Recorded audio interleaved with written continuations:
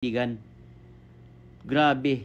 Pero ngayon, nabulaga ako mga idol sa mga balat kayo niya. Lumabas din talaga ang kanyang tunay na kulay. Bilhin mo, bumoto siya kay Tamba. Oo. Tapos ngayon, putak na naman. Kasi pabor siya dito sa... Ay, nako. Richard Gomez. Sayang yung mga vlogger na... marami pa namang vlogger na kumbaga, Titos up ka. International student and as a Filipino, I feel that this is my birthright and my duty to speak for the former president, which is basically greatly misunderstood by the European community. Because especially when I talk to different Dutch individuals, especially living in The Hague, they see him as already convicted of a crime, and we reiterate, and we're very sorry. Yan ang hindi alam ng mga ibang Dutch dyan. Yes. Magandang hapon muli sa ating mga kasama. Nandito na naman si Kuya Goods nagbabalik. At syempre, kung di ka pa nakasubscribe sa ating channel, pa-subscribe na lang po at hit mo na rin yung bell para updated ka sa ating mga video. Bakit ngayon mas maraming nagagalit dito kay Manong Goma? Dati pinagtanggol ka ho ng napakaraming vlogger. Pero ngayon, ibang klase ho na ang nakikita nila. Talaga bang ginamit mo lang ba talaga? O talagang manggagamit ka lang ba talaga? Yan ang katanungan. Gusto rin ng malawan ng taong bayan. Bakit? Bakit pumalag ka kay Mayor Magalong? Ano ba yung pinagtatakpan? Ano ba yung pagtatakpan? At ang isang mama na dating nagtanggol dito kay Goma, nabuwisit na ho. Bakit? Alamin natin ho yan maya-maya. At dito tayo, bakit kailangan pagtakpan o pumalag? Pero nakalike ka na ba? Like mo muna yung video natin. Share mo na rin. At kung bago ka lang, like, subscribe, at i-bell all nyo po para nakakatanggap kayo ng notification. Ito yung isang sumuporta kay Goma nung panahon. Pero nung panahon ng eleksyon at pinagtatanggol. Pero maya-maya natin bibigayan. Dito tayo sa pag-uusap. Ano yung pag-uusap? Ano ang mababalitaan natin dito? May supalpal?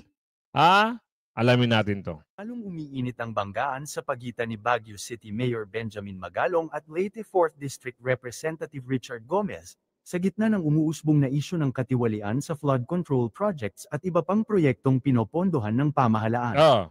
Noong una, hamon ng ilang kongresista kay Magalong na ilabas ang lahat ng ebidensya hinggil sa umano'y 777 scam at sa mga anomalya sa flood control program.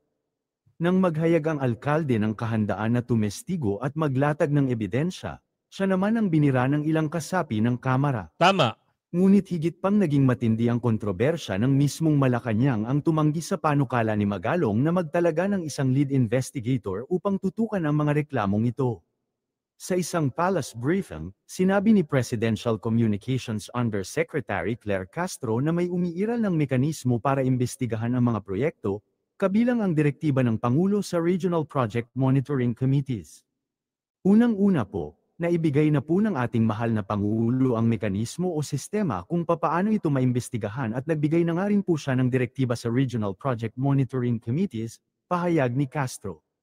Alam nyo, itong issue na ito, halos ito natakpan na yung dating mga issue. Natakpan na. Bakit? At bakit natakpan na ang pag-uusap kay Tatay Digong? Dahil merong siniwalat. Di ba matagal na sinisiwalat nitong ni Mayor Magalong yung mga anomalya sa Kamara. Ngayon, lumabas itong si Mama, si Bungit-ngit, pumunta kung saan-saan at nagsalita. Abangan nyo kung ano sasabihin. Bakit hindi patawag at kayo mag-imbestiga? Bakit ayaw nyo paharapin? Yun nasasabing ko at itong balulong. Yan lang naman ang sinabi ni BP Sara na mga tiwali at may hawak na napakalaking budget. Hindi lang naman siguro yung dalawa. Baka meron pa. Marami sila dyan. Kaya nga pag ito ay magkaalaman, lahat sila damay-damay dyan. Pero number one, palabasin nyo muna si Balulong. Imbestigahan nyo muna si Balulong. Sa kanya, dapat isumite ng alkalde direkta kay Pangulong Marcos Jr. ang anumang impormasyon at ebidensya. Kung anuman po ang mayroon siya, kung ito po ay kumpleto ay maaari niya po itong maisumite agad-agad sa ating Pangulo para yung sinasabi po nilang 67 congressmen at mukhang sila ay identified na ni Mayor Magalong. Yun! Hindi po ba mas magandang maibigay na niya ang report na ito sa ating Pangulo? At kung kinakailangan may demanda o makasuhan ng may sapat na ebidensya, agad-agad na rin po itong dapat gawin, aniya ni Castro. Nauna rito, nanawagan si Magalong kay Marcos Jr. na magtalaga ng lead investigator upang tutukan ang umano'y malawak at organisadong katiwalian sa flood control projects. Alam nyo, kahit na hindi ito hindi na magtalaga ito si Bungitngit. Si Senador Marcoleta sapat na. Hindi sila titigilan ni Senador Marcoleta kaya hindi na sayang ang boto natin dito kay Senador Marcoleta. Pero sayang ang boto natin dito kay ano ang usapan? Bakit ba ganun? Ito ipapasok na natin to. Ligsa si Magalong sa isang Facebook post nitong ika-19 ng Agosto. Hindi pinangalanan ngunit malinaw na ang tinutukoy ay si Magalong. Tinawag ni Gomez na isang so-called clean city mayor ang alkalde at sinabing dapat ayusin muna nito ang sariling syudad bago magsalita tungkol sa katiwalian. Oy, maganda ang Baguio. Huwag ka magsalita ng ganyan. Pinagtanggol ka lang ng mga mamamayan. Nung panahon na akala nila ay Duterte. Ngayon, bakit? Di ba sabi ko sa inyo mga kasama? Di ba? Noong pag-boto lang niya dito kay alam na. Meron ng laman. Tapos meron mga nagko-comment nadala lang daw. Nadala lang kasi, baka i-pending ang budget. Eto na. Etong si Mayor Magalong, talagang legit DDS to. Eto baka gumamit ng gamit at ginamit. Di ba? May balita din dyan, hindi pa nahuhuli Mamaya, bibigyan natin yung balita dyan. You talk non-stop about corruption in Congress. Why? Because it's an easy headline, aniya ni Gomez. Sa kanyang post, binanggit din ni Gomez ang umano'y lumalalang polusyon sa Baguio, kakulangan sa pampublikong transportasyon, problemadong sistema ng pagtatapon ng basura, sobrang siksikan sa urban planning, at mga nagsusulputang illegal structures. Bakit may banat itong Bakit may banat ka na ganyan? Ang patumbok pa niyan, patumbok pa kay Mayor Magalong. Bakit? Ano bang ginawa ni Mayor Magalong? Totoo naman halos lahat ng sinasabi niya. Ang problema, baka kasi ba may alam? Ito napapag-usapan lang hindi ito para, kasi bigla na lang lumabas, itong usapin na to, ikaw ang trending ngayon. Ano ba ang problema mo? Nahawa ka na ba sa kanila? O ang sabi ni Aling Marie, totoo pala ang sabi-sabi, ginamit mo lang. Naku, ano kaya yun? Ano kaya yun? Malalaman natin yan. Ito pa. Pag nagsalita maya-maya, maraming kwento tuloy. Maybe it's time to fix your own house first before pointing fingers at others. Mahiya ka naman, dagdag pa niya. Pinayuhan din ng kongresista si Magalong na huwag idamay ang buong kamara kung may alitan lamang umano siya sa kanyang sariling distrito. Don't drag all of us into your fight. Dati hindi naman ganyan yung mga pananaw mo sa buhay, di ba? Tama, di ba? Oo. Ngayon, parang nagdumidepensa ka na. Parang ikaw na ngayon ang dumidepensa. Dito, naku. Yan ba ang utos? Ikaw ngayon ang bida? Ikaw ngayon ang taga-depensa? Ay, nako, grabe talaga. Iba na talaga ang sistema ngayon. Yung dating tumutuligsa, ngayon ay taga-tuligsa. Don't discredit every congressman just to make yourself look good, sabi ni Gomez. Ngunit higit na umingay ang usapan nang pumasok sa datos ang issue. Batay sa opisyal na tala, ang Leyte 4th District ay may kabuuang 5.77 billion pesos na infrastructure budget para sa 2025. Sa loob nito, may nakalaang halos 661 million pesos na pondo para sa flood control projects. Ayon sa breakdown mula sa General Appropriations Act at Department of Public Works and Highways, 32.7 million pesos para sa flood control, general allocation. 30 million pesos para sa basic infrastructure program. 503 million pesos para sa flood mitigation structures, at isang 95 million pesos na flood control project sa Albuera, Leyte. Agoy. Ayan na. Bakit? May madadamay ba? Pag tuluyan nag-imbestiga na? Meron bang masasapol? May tatamaan ba sa investigasyon? Di ba? Totoo, bakit mapipikon ka?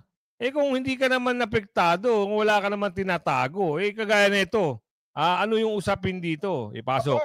Si Richard Gomez, Nelson, hindi na nakapagpigil. Ano nangyari? Napikon daw po kay Baguio City Mayor Benji Magalong sa manoy mga paratang ukol sa corruption sa Kongreso. Talaga naman. Pa naman, live report. Totoo ito? May live report ng inborn na gwapo. Mula na pinanganak, gwapong-gwapo na. Parang naluma tayo dito, parang ko. Naku po. Tayo gwapo lang eh. Pero ito pa inborn na gwapo, kahawig na kahawig ni Richard Gomez. Oy. Lodovico Sumintak. Ludovico, good morning. Sa pangalan ng Nonoy, bumawi eh. Ludoboy ko? Ludovico. Ay, good morning, Jen at Nelson, sa mga ka-inborn na gwapo. Yun na nga. Binultahan ni late Congressman Richard Gomez, si Baguio City Mayor Benjamin Magalong, dahil sa patuloy na pagbanat sa Kamara sa isyu ng umano'y korupsyon sa Kongreso. Sinabi ni Gomez na sa halip na banatan ng Kongreso, dapat munang ayusin Mayor Magalong ang mga problema sa kanyang lungsod na pinamumunuan.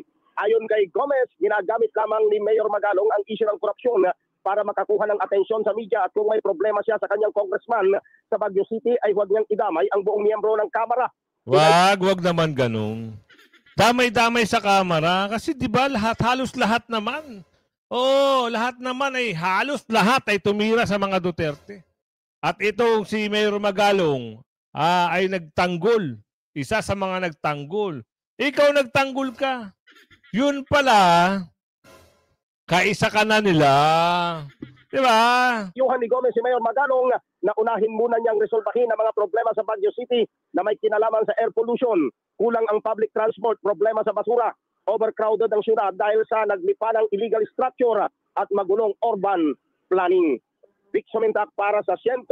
Ibang klase na ho ang siguro talagang ganun talaga. Bati na sa lanay Binoto niya na pagiging House Speaker. Ibig sabihin, in good terms na sila. Kaya, kampi na siguro. Bumaligtad na kaya ito siguro. Babaligtad kaya ito siguro, di umano. Sa bagay, nung nakaraan lang, parang nabuwisit yung nakararami. Yung mga supporter ni Tatay Digong, nabuwisit na dito lalo na ito. Pasok mo. Isa na ako sa nagtatanggol dito kay Richard Gomez dati nung panahon ng eleksyon. Meron pa akong vlog nito sa kanya na pinagtatanggol ko siya sa mga maraming bumabati ko sa kanya. Pero nagawa ko yun mga idol kasi nakita ko dun sa mga salita niya na sa feeling ko na meron siyang paninindigan. Grabe. Pero ngayon, nabulaga ako mga idol sa mga balat kayo niya. Lumabas din talaga ang kanyang tunay na kulay. Bilib mo, bumoto siya kay Tamba. Tapos ngayon, putak na naman. Kasi pabor siya dito sa... Ay nako, Richard Gomez. Sayang yung mga vlogger na... marami pa namang vlogger na kumbaga, tiyotos up ka. Bilib talaga sa'yo, pati na yung mga to. Kahit kami nga, hindi kami taga Leyte. Andiyan kami suporta sa iyo, pero ngayon nawala ka. Sayang, 'di ba? Marami talagang sumuporta diyan. Oo, naikampanya siya ng mga vlogger Ang naging problema, ginamit, gumamit. Saklap, 'di ba?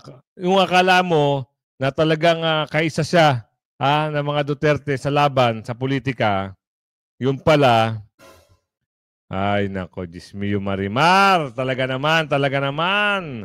Hindi siya kaisa. Yan ang sabi ni Aling Lori. Para sa kanya, hindi siya kaisa. Hindi siya magiging kaisa sa ganito mga nangyayari. Mantakin nyo si Mayor Magalong, paparinggan mo. Diba? Ano ang naging problema? Tatamaan ng Kamara. Baka may tatamaan pag nagsalita si Mayor Magalong at siniwalat kung sino-sino. Kasama ka ba? Ang tanong, di umano. Ano na? Ano na?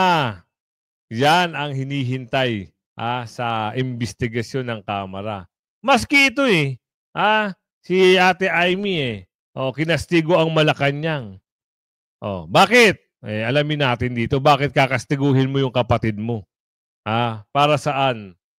Pinuna ni Senator Amy Marcos ang Malacanang matapos pigilin ang paglalabas ng 60 hanggang 80 bilyong piso mula sa 2025 budget na ayon kay Finance Secretary Ralph Recto ay hindi umano tugma sa prioridad ng administrasyon. Si Troy Gomez magbabalita. Maraing pinuna ni Senadora Amy Marcos ang Malacanang dahil sa pagpigil sa paglalabas ng 60 hanggang 80 bilyong piso mula sa 2025 General Appropriations Act. Sa pagdinig ng Kamara, inamin ni Finance Secretary Ralph Recto na hindi ito inilabas ng palasyo dahil hindi umano nakaayon sa prioridad ng administrasyon. Dagdag pa ng Senadora, tanging sa kaso lamang ng aktwal na kakulangan ng pondo na ideklara ng Development Budget Coordination Committee, maaring hindi ipalabas ang pondong nakalaan. Gito man ni Marcos, malinaw sa konstitusyon na labag ang hindi paglalabas ng pondong inaprubahan ng Kongreso. Nasa Article 4, Section 29 ng 1987 Constitution, na walang pera ang dapat ilabas mula sa Treasury maliban kung may appropriation na ginawa ng batas. Maaari ring ideklarang grave abuse of discretion ang hakbang ng Pangulo kapag dinala sa Korte Suprema. Posible rin ito maging basihan ng impeachment dahil nakasaad sa Article 11 Section 2 ng Konstitusyon na ang culpable violation of the Constitution o tahasang paglabag sa saligang batas at betrayal of public trust o pagtataksil sa tiwala ng bayan ay malinaw na grounds para dito. Para kay Marcos, hindi dapat gawing instrumento ang pondo para gantimpalaan ang mga kakampi o gantihan ang mga kritiko. Anya, kung walang kakulangan sa pondo, obligasyon ng ehekutibo na ipatupad ang batas. Para sa Diyos at sa Nako. Ate Amy, ikaw na bahala dyan sa kapatid mo. Kung gusto mo, isulong mo. Andyan lang yung mga nakasubaybay. Baka ikaw pa ang maging... kung halimbawa ay sinulong mo na, yung suporta, andyan lang, nagpapalakpakan pa sila. Kaya ito binira na. Sino ba ito? Ni Manong Ted. Sino ito? May sense, mga kapatid, sa kanya pong manifestation. Panoorin po at pakinggan natin. Alam mo, let's address the elephant in the room, Mr. Chairman. Let's already address the elephant in the room. The DPWH is not all at fault. Kasi yan, kanina pa, nahiya lang si Secretary, Mr. Chairman. Pero in our conversations together with Secretary Mina, namamanggal yung budget. Iba yung... Tigilan nyo kami. Tigilan nyo kami. 2022 pa yan nakaupo dyan. Alam niya mga nangyayari, sabi ni Aling Marie. Alam niya ang nangyayari dyan. Ngayon lang naimbestigahan. Kung hindi pa nagkabuko-buko, walang investigasyon mangyayari. Pasalamat na lang tayo dahil ang umupo na chairman ng committee na yan ay Senador Marcoleta na kung tawagin na Blue Ribbon Committee. Dahil kung hindi, kung iba-iba, wala na naman yan. Maniwala kayo sa akin. Walang kakwenta-kwenta. Ito nga nagsalita dito, walang kwenta itigil na natin yung mga sinasabi nyo. Basta panagutin ang panagutin, sabi ni Katulpo. Pangalanan, dapat pangalanan. Name, kung sino yung mga dapat imbestigahan dyan. Pati yung mga may-ari, panagutin. Eto, kanina lang to. Ano naman to? Pakwela ba ito? Nagpapatawa ba kayo, sabi ni Aling Marie? Ay, nako. Talaga naman. Thank you. Disappointed, sir? Yes, disappointed. Extremely. Well, more than disappointed. I'm actually... I'm getting very angry. It's what's happening here. Hindi naman, paano naman, wala talaga. 220 meters, 55 billion, completed ang record ng Public Works. Walang ginawa, kahit isang araw hindi nagtrabaho, wala. Wala kang makita, puntahan ninyo, wala kayong makita kahit na ano. Tuloy-tuloy ang pagbaha doon sa kabila. So, yes. Sir. Sir. If Anong gagawin natin? Sakit na naman ang ulo natin. Tuloy-tuloy ang pagbaha. Ano ang solusyon? Sino ang dapat panagutin? I-name drop nyo na, please naman. Oo, kasi nagsalita kayo, 15. O yung 15, pwede ba tutukan nyo? Pati kayo makisali na. Kasi kung ganyan lang, puro interview, walang mangyayari. Di ba? Kilala nyo naman kung sino mga... sabi ni Aling Ledesma, kilala nyo naman. 15 nga yung sinabi nyo eh. Alamin nyo kung sino yung mga kontraktor doon. At iharap nyo na sa media kung sino at ano nangyari. Kasi nakita nyo na ng personal eh. Di ba? Falsification kasi inano raw, ni-report na finished project na. O accomplished. Pero meron pang kulang. You know, if all of these projects were properly executed and implemented, ang laki nang nawala na problema sa atin at sa mga taong bayan. At saka mas magiging maayos hanggang irrigation, hanggang water supply, fresh water supply for household. Pero ito yung ginagawa nila talagang nakakapinsala pa sa mga local residents. So yes, no, I'm not disappointed. I'm angry. So the COA fraud audit of Bulacan projects. Anong end goal nun, sir? Filing cases? Yes. If need be, of course. As I said, ang trato namin with all of this is, siyempre marami. For example, yung 15 kontraktor, yun ang file nyo ng case. Kung talagang okay sa inyo at nakita nyo may problema, alam ko pag mga ganyan kontraktor, di ba, nasa rules na yan, kung halimbawa disappointed ka, pwede mo parang iparipan ng pera o talagang ipa-accomplish mo kahit tapos na. At yung mga repair, dapat i-repair kung meron man. Pero nakita niya na hindi pa tapos pero yung report accomplished. Dapat sa DPWH mismo. DPWH, yung kokonektado nila, yung mga bakulaw na kamera. Ganun. Tapos yung pinsan. Tapos yung si Bicol Saldico. Di ba? Ganun lang. Kasi yan naman yung mga pangalang nangingibabaw dyan eh. Yung mga kontraktor na yan eh. falsification na ito. Yung ganito, dahil nag-report sila na completed. Hindi, kitang-kita naman na hindi completed. So immediately, that's a falsification. So that's already a very big violation. And for the big ones, talagang I'm thinking very hard to pipilahan natin sila na economic sabotage. Because economic sabotage is very clearly Yari ka. Sino ba yan? Si Pinsan o si taga Bicol?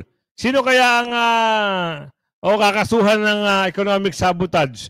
Si yung Pinsan o yung taga Bicol at yung 15 kontraktor? Tignan natin yung utang ng gobyerno. Titignan pa, no? Ay, nako. Hindi ko alam ang gagawin ko. Pilipinas, ng Republika, ay mababawasan kung naging maayos lahat itong pag-ano. Kasi ngayon, babalikan na natin ngayon to. Saan napunta yung pera? Hahabulin natin, kakasuhan natin sila. How long will that take? Yun lang, Inano ka agad how long will that take? Hindi, umpisahan nyo muna yung kaso. Bago nyo isipin kung hanggang kailan matatapos. Diba? Kasi kung hindi nasasampulan, sir, boss, amo, manager, pag hindi nasampulan at walang ganun at ganun pa rin. Di ba? In the meantime, we have to actually still build the flood control project. Sir, nationwide yung filing. I'm sorry? Nationwide po yung filing ng cases if need be. Well, no, it depends on what our findings will be. So there's a legal team working on that. But in the meantime, we are continuing to go through the records of Public Works and all the big contractors to see kung tumutugma yung kanilang report doon sa mga sinusumbong sa atin ng taong bayan. So that's why Hanggang kailan kaya talaga, Hindi ko na alam. Itong mga gustong mangyari. Itong mga ito. Meron na hong ebidensya. Kitang-kita na, sariling mata. Bakit pa kailangan ganun, di ba?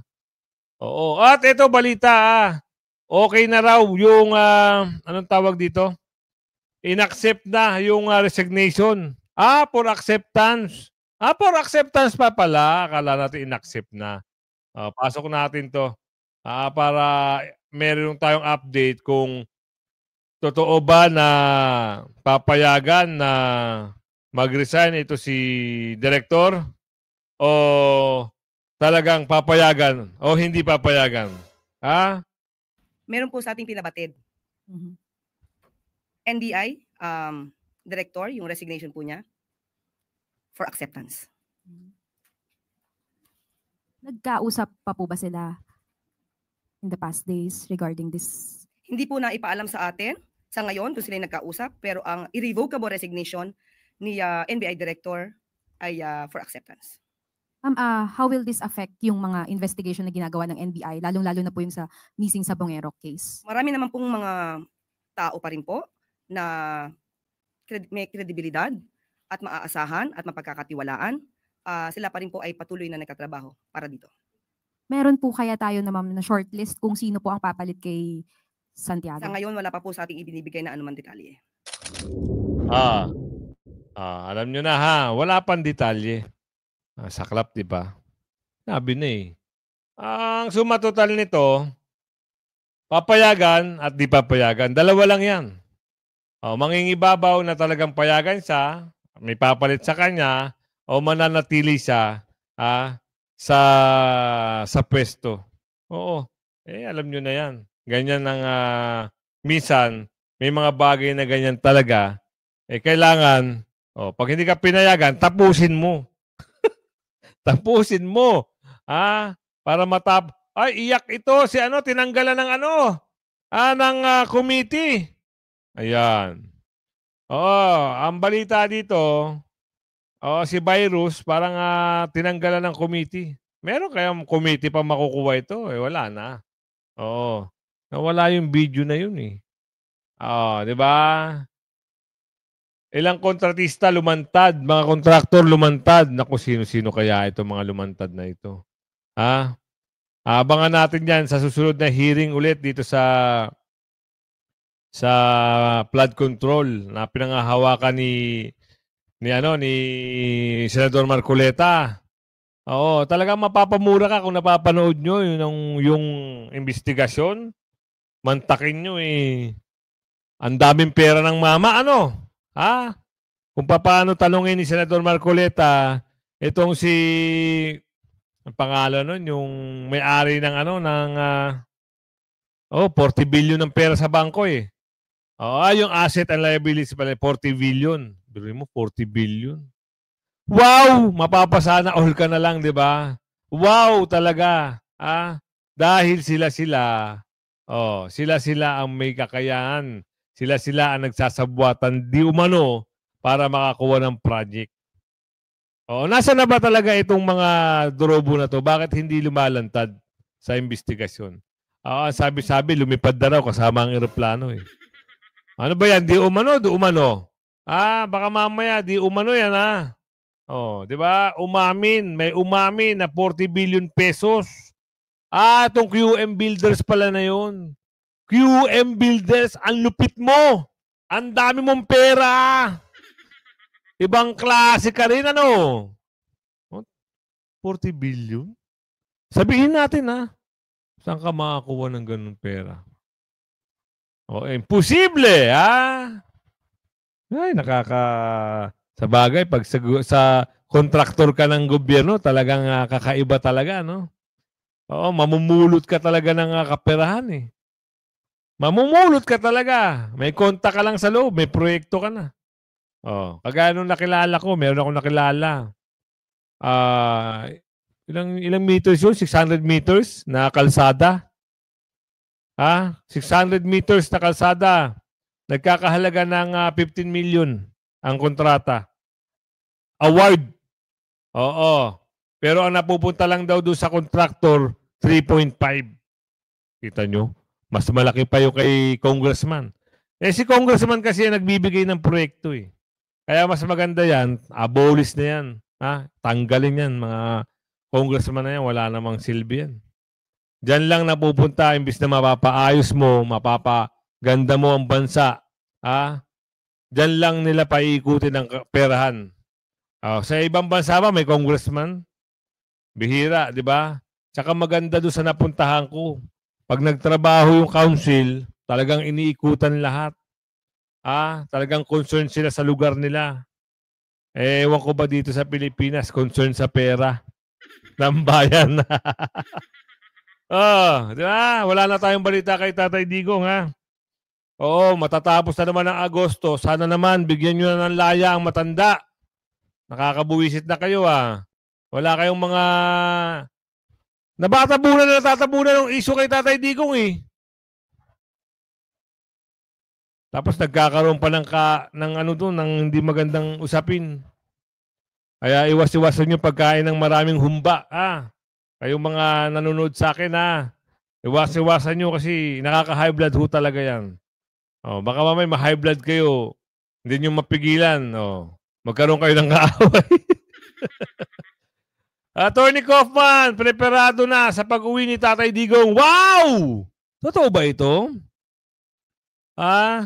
Sana lang, mga magandang ibalita. Oo. Sana ba yung balita dun sa Dahig? Bigyan nga natin to ng pansin itong balita sa Dahig. May interview si Ka Alvin. Ka Alvin, ano ba ito? Ano yung usapin niya sa Dahig? Pasok. Basically, for the 4 children of the former president, they take turns on who's going to visit the former president. And it's very important for them to keep that because they don't want him to be lonely inside. Aside from his lawyers visiting him every day to talk about the merits of the case or how the case goes or whatnot, they normally just have the dynamics of ensuring that the family also visits the former president. What are you very much curious about? What's the angle here?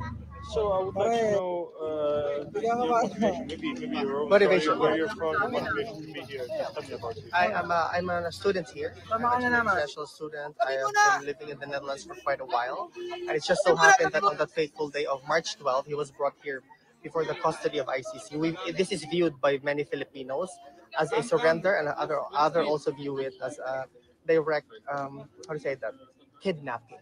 By the way, they strongly claim that what they are doing is an infringement of our sovereignty, and this is basically not him not being accorded the due process that should be accorded to everybody else. We are no longer an ICC member state, and we completely reiterate every day, every time, that the ICC should relinquish their supposed jurisdiction over the case because our judiciary and our local courts are perfectly working, and we are not at war. So the ICC is referred to as the court of last resort, and we don't understand why he's inside there. Go ahead. So you said you don't understand why he's in there. Does that apply to the whole accusation that has been made to him, all the documented? No, we claim that this is a matter of a clear and very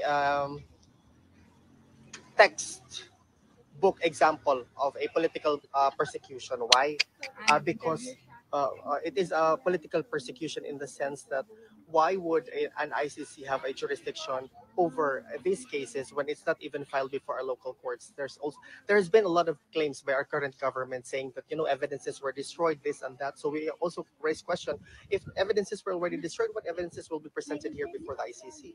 As an international student and as a Filipino, I feel that this is my birthright and my duty to speak for the former president, which is basically greatly misunderstood by the European community, because especially when I talk to different Dutch individuals, especially living in The Hague, they see him as already convicted of a crime, and we reiterate, we're very. Iyon ang hindi alam ng mga ibang Dutch diyan, Porket nakakulong si Tatay Digong, akala nila convicted na si Tatay Digong. Mali nga yung due process ng ginawa sa kanya. Mantakin nyo, walang kaso sa Pilipinas, walang pre-trial na nangyari, walang pending case, diniretso dyan sa kulungan sa Dahig. So, ibig sabihin, kidnapping talaga ang nangyari. Di ba? At saka ang masama pa nito, ang tagal ng nila, from March to September, dun pa lang magsisimula yung pre-trial ba, tawag dun? O parang ganun. Diba? Kasi meron ng mga counter affidavit na pinasa ata ito si Tatay Digong sa tulong din ni Attorney Kaufman. No? Malalaman natin yan. Kaso nga lang, parang ang masaklap nito, o nababalitaan natin, yung sa tapat mismo ng ng detention center ay pinagbabawalan na itong mga kababayan natin Pilipino na bumisita at tumambay doon. Bagkos merong isang lugar na kung tawagin nila ay Duterte Street, so doon nagkakaroon ng pagtitipon. Sana nga araw-arawin nila yung pagtitipon para naman hindi nalulungkot si Tatay Digong at nasisilip sila ni Tatay Digong doon, no? Ganun pa man, inaasahan natin by end of August may maganda ng resulta. Kaya ito, andito pa rin si Kuya Alvin, may update, no? Kaya yun ang laging inaabangan natin Yung good news, hanggang kailan ba yung good news? Yung bad news, talagang wala pa rin talagang binibigay na interim release itong mga taga-ICC kay Tatay Digong. Understands that he is nothing but an accused individual and he should be afforded the due process. That's why they are asking for what they call interim release as part of a solution, as part of a remedy for an accused before the court. And not to mention that he's already 80 years old, and we completely understand that he already has ailments that probably also gives him a little bit of a discomfort or whatnot. And we strongly ask the ICC for him to be brought back to the Philippines and let our local courts decide on this matter which we see as an internal nature. Tama. Oo, kasi parang ang ginagawa na lang nitong mga taga-ICC, patagalin yung pre-trial, pendingin yung pag-usad ng kaso hanggang umabot si Tatay Digong sa September. Kasi yung damot na pagbigay ng interim release, akala nyo ba, dito nga sa Pilipinas, meron yan yung tinatawag na bail. Bakit si Tatay Digong wala namang kaso? Hindi nila kayang, hindi pa convicted. Hindi convicted, bakit kinulong? Doon nakakagulat, doon nakakabigla. Diba? Kaya nga sabi, hayaan na lang yung local court. Kung may kaso, umamin na rin dito si Nangingitim, diba? Walang maisampang kaso. Totoo yan, di ba? Nagsalita na sila noon. Wala sila may pangkaso kasi wala na yung mga testigo. So, ayan natin. At saka sana, yung hiling natin, ano ba talaga ang stand nitong mga ito? Ang tagal nyo na dyan. Wala pa rin kayong preparasyon patungkol dito kay Tatay Digong. Akala ba namin, nung nakaupo kayo mga senador, akala namin mangangalampag na kayo para pauwiin si Tatay Digong. Hanggang ngayon, wala pa rin. Kung umabot ka sa video natin ito, hanggang sa muli, pakilagay share. Bye-bye!